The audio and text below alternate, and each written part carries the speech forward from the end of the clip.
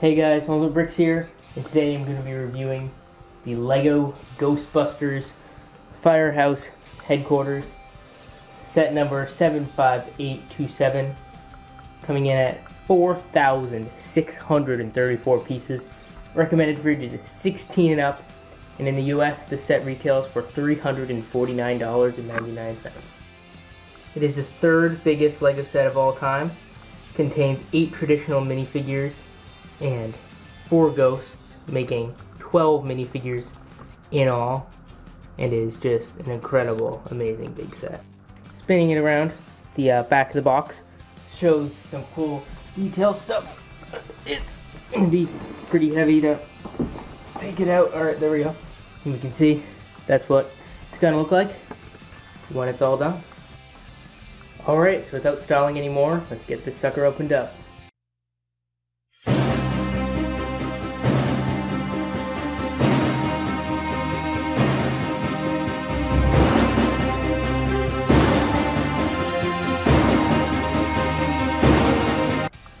With this set, there are a lot of incredible details on the inside and the outside, but for now, let's just stay focused on the outside. Something I'd like to quickly call attention to that I don't usually focus too much on is the amount of extra pieces in this set. There are a ton of extra pieces. These are all pieces that come in the set that are not used. There's a ton of them. Not very many prints, but still. ton of pieces. And you get an extra fire pole piece right here. This whole thing fits on a footprint of 32 by 48 studs long, and is on a 32 by 32 base plate next to a 32 by 16 base plate connected. This whole building has a sidewalk that runs along 3 sides of it, but not the back, which, as you can see right there, is the side that's not meant to be shown. There is some detail for some of the pink mood slime coming out of the ground. That's from Ghostbusters 2. So that's what the reference is from. Here there's actually a nice sign, the stoplight and one-way sign. Looks pretty cool. I'm just going to remove Slimer here just to show a better look. I really like the support here. It's a very cool build to show how the street light would actually look in real life. On the front, there's some nice detailing here, like a 1x2 stickered piece to show some little lines of text probably. There are some red warning lights, as well as some yellow cautionary things printed right on. Right there, there's a nice sticker piece right here that says Firehouse, as well as 75827, which is the set number right there, which is pretty cool. There's these nice doors which open inwards. That door opens in, as well as the doors themselves all open in like that, but I will show those better when we're taking a look at the inside itself. On this side, there are no studs showing on the sidewalk to place figures. That's because the doors will have to open up. There's some more of those masonry bricks, or bricks, as well as the same style of windows on the other side that were on the other side. You can see those are the hinges right there. And then over here, there's the beginning of the fire escape, as well as some more like little details and stuff that changes. Moving up, it starts becoming the red, and it's the most recognizable part, again, because that gray part really could be more than just one building, but this part really brings it together. It's got the red, and as well as these nice gray tiles all over the place. The 1x1s were a real pain to get all together and stuff because of having to straighten them, and they're still not perfect. I could still spend more time straightening them out. Here's a better look at that backside, which doesn't really look all that great. The same detailing is around the fire escape doors that are right there. These windows right here are all white. That's because on the inside it's supposed to be a dark room, and there is a air conditioner right there. There's also an air conditioner on the other side. Some more nice detailing right here. Those windows are actually put in sideways, and while the other ones are all regular straight up and down building techniques. Not too much, it's all simple, but just really comes together to look awesome. Not really too much ornate detailing. There's a tiny bit of stuff that could be called ornate up at the top, with some little details right here. There are 10 of these around all sides of the building. It's a nice little thing in the front. Create some cool little looks all around. The whole building looks pretty nice. It's got a lot of cool colors and stuff, but again, nothing that's too special looking. The whole thing's really simple, which is kind of what makes it look so cool in the city. Up on the rooftop, it's rimmed with these nice tiles, which give it a kind of a smooth, complete look. And there are also these roof pieces that go inwards to kind of like show that the roof is in, which is better than having a flat roof and more realistic. Anyways, there's this nice kind of like the head AC unit thing, and that is actually the clip for how the sides go apart. So the first one clips off like that, and then the second one comes out like that. And from the side, that looks like this. It's just the first one opening up, which actually opens up 180 degrees to be facing the other direction now. And this other one opens half that, so which is 90 degrees, just like that. And when it's opened up like this, you really can see every single last detail very well. There's nothing really that you can't see when it's opened up like this. They did a very nice job of having it be able to open up completely. So now I'll show you some of the other ways that you can open it up. Over here, to take the roof completely off, you first need to unclip this section right here from the roof, just like that, and then that will just kind of like set down right there, and then that'll allow you to take the roof completely off, just like this, in this section, which then is able to clip back on, just like that.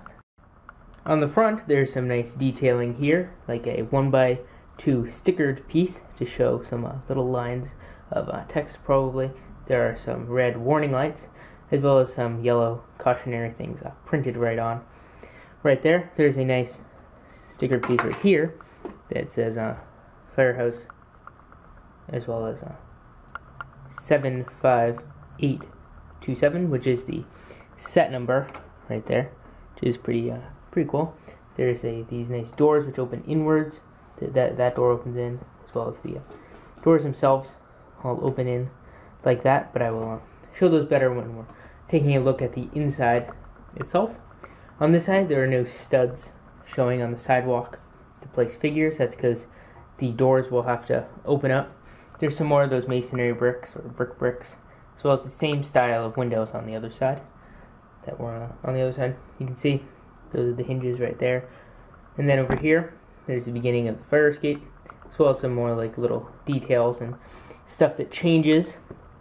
Moving up, it starts becoming the red, and it's the most recognizable part, again, because that gray part really could be more than just one building, but this part really brings it together. It's got the red, and as well as these nice gray tiles all over the place.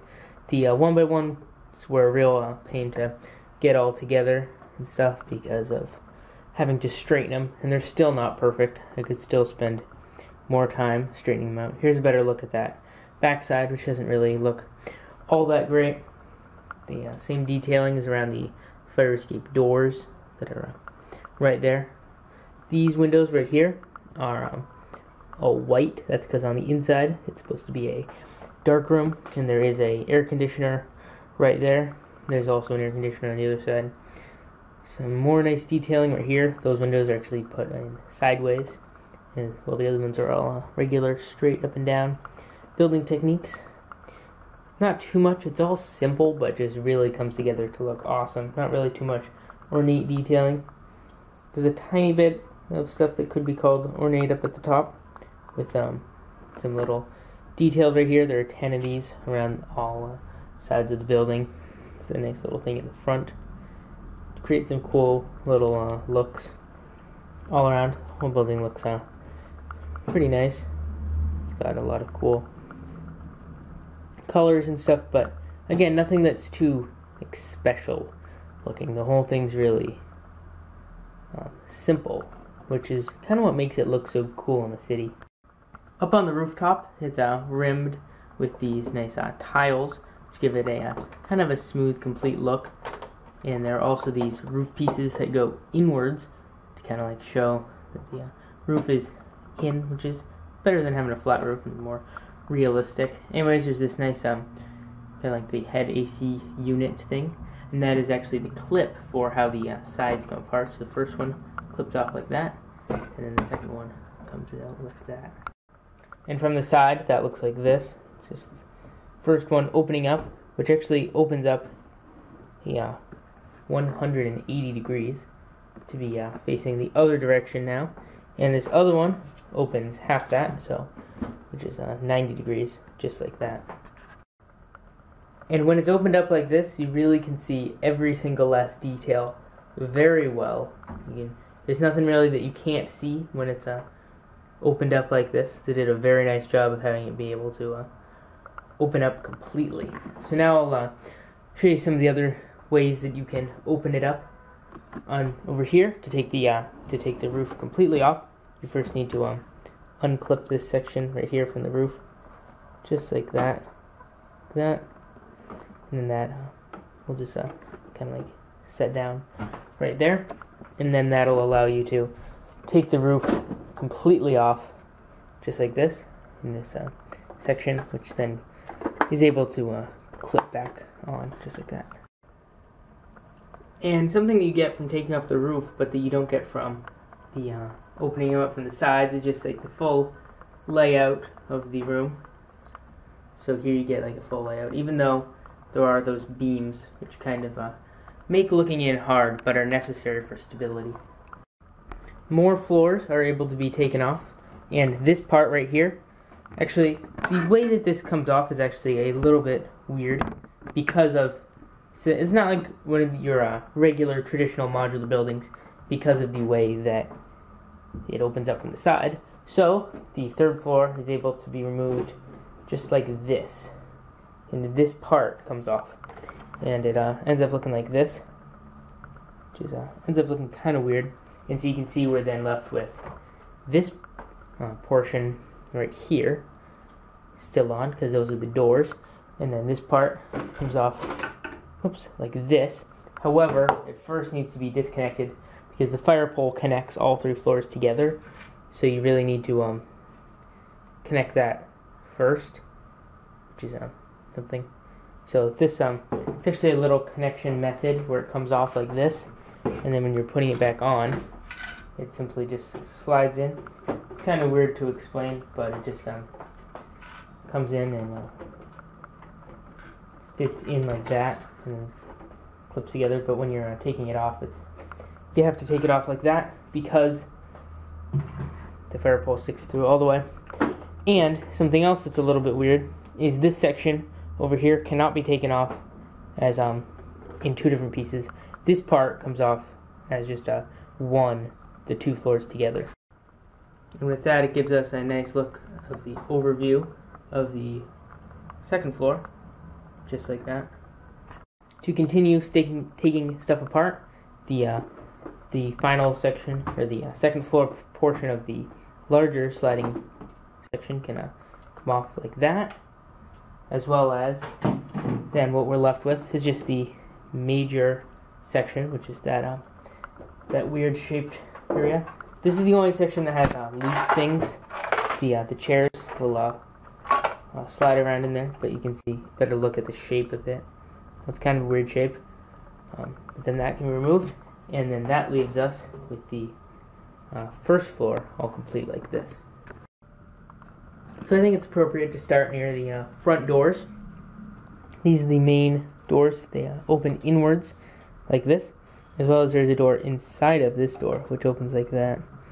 And I'm pretty sure in the real thing there's actually a door inside of a door in both doors. However, in this one there's only one. There's also a little side door to the other street, which is right there. The wall color is very nice. There are these double thick walls, So as you know, on this first floor on the outside it's gray, like that, but on the inside it's white and green, and it really looks extremely accurate to the way it did in the movie. Over here there are some nice lockers. This is on that swinging wing area. There's the Egon Spangler door. In there is his proton pack, then one for Ray's stance. Here's the proton pack. I'll show you a close-up look at one of the proton packs with the minifigures, so you don't need to worry about that. I will get to a in-depth look at those. And then Peter Venkman's is last. Right there. They're actually dual molded dark brown and light reddish brown. Next to that, there's actually a nice little support used with a lamppost piece, which looks pretty nice. And then right here is the fire pole right there.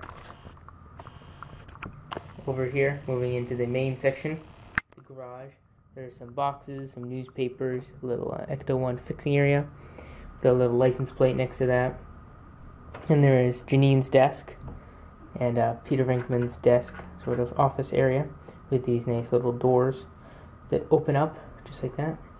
There's a nice little filing cabinet with a radio on it. Some really nice details, as well as like that bell up there. On the left wing area that swings open like this, there's the ghost containment area underneath of the area. So you can take your ghost trap after you just got your ghost, and you can take it and kind of like keep it properly contained.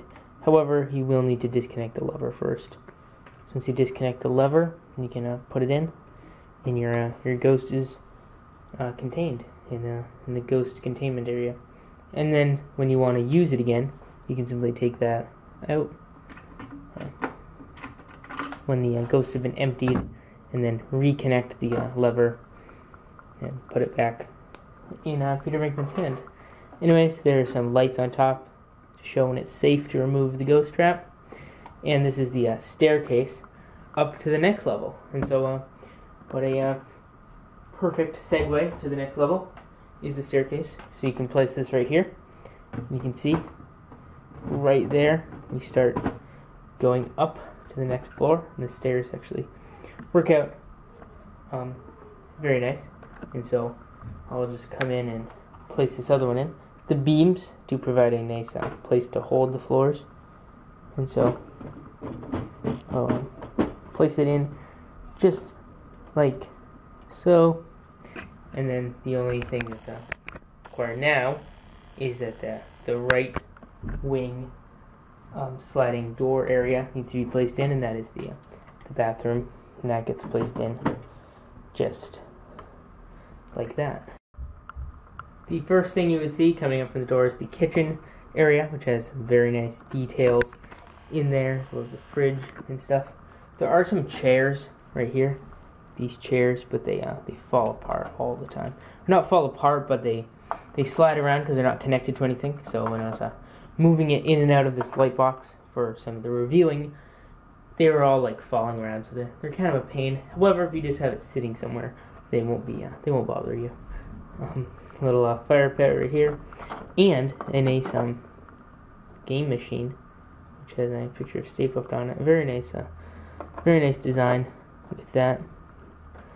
Over here there is some beds, which are pretty well designed as well as this little bathroom area, which has some slime, because Slimer must have been in there causing havoc. And then here's a little landing for the fire pole right there.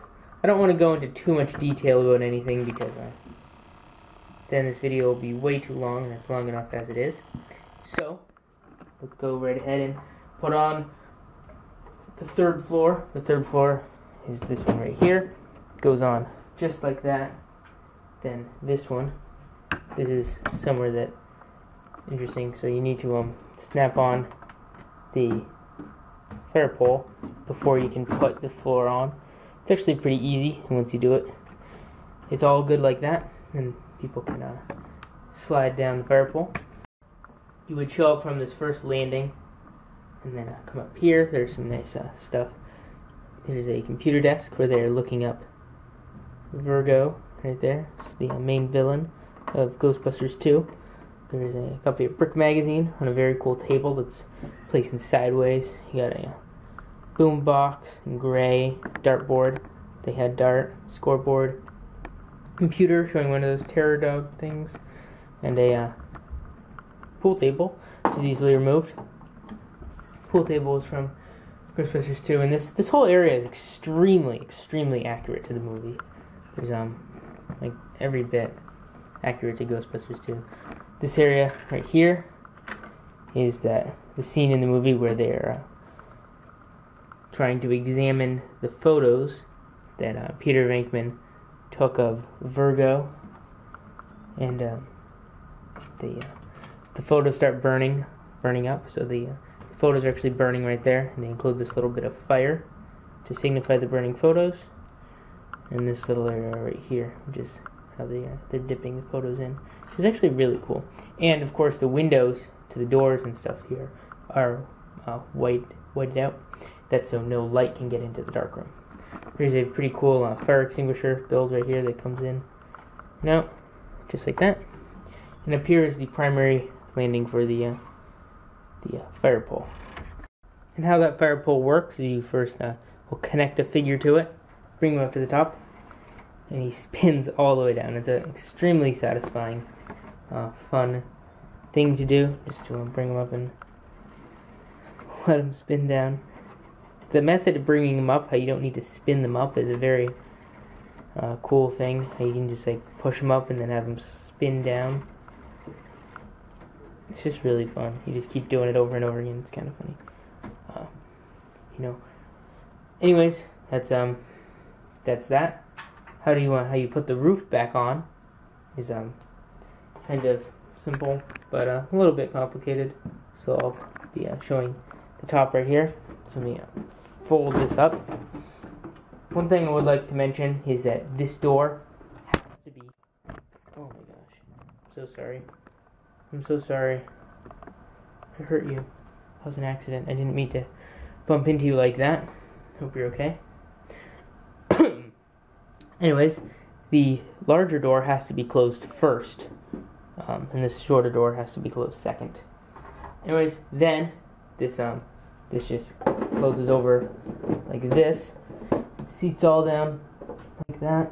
A lot of fitting has to be done, and then this just clips on like that. It may help to open the doors up and fit the stuff on, just to make sure it's all fitted properly, because it's taking the floors off is a hassle, because the whole thing, it's really only meant to open it up just like that. Alright, there's a few, see this is the thing, if this door's closed first and this one can't close, so you have to close that one first, like that. Anyways, show you more of the fire escape, which looks pretty nice. Circling around more. Again, the Ecto one can fit in there, but I do not have it, so I cannot show you. Anyways, I think that it's time to show the minifigures. Here are the first 4 figures, the Ghostbusters themselves: Peter Venkman, Ray Stantz, Egon Spengler, and Winston Zeddemore. Now, let me go ahead and remove some of their accessories so they can actually spin. They all come with a walkie-talkie. 2 of them come with ghost traps. 1 of them comes with the PKE meter. Alright, now here they are. Now, they actually all come with proton packs. However, I decided to only show one for easiness, just to show them off. They all have very cool prints. Peter Venkman has the slimed torso right there. However, if you want an unslimed Peter Venkman that still matches, this is the one that comes in the Dimensions pack.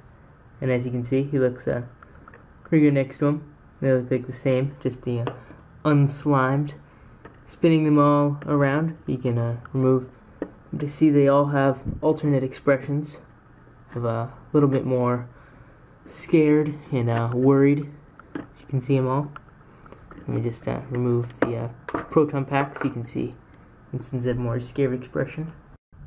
Alright, here they are, left to right.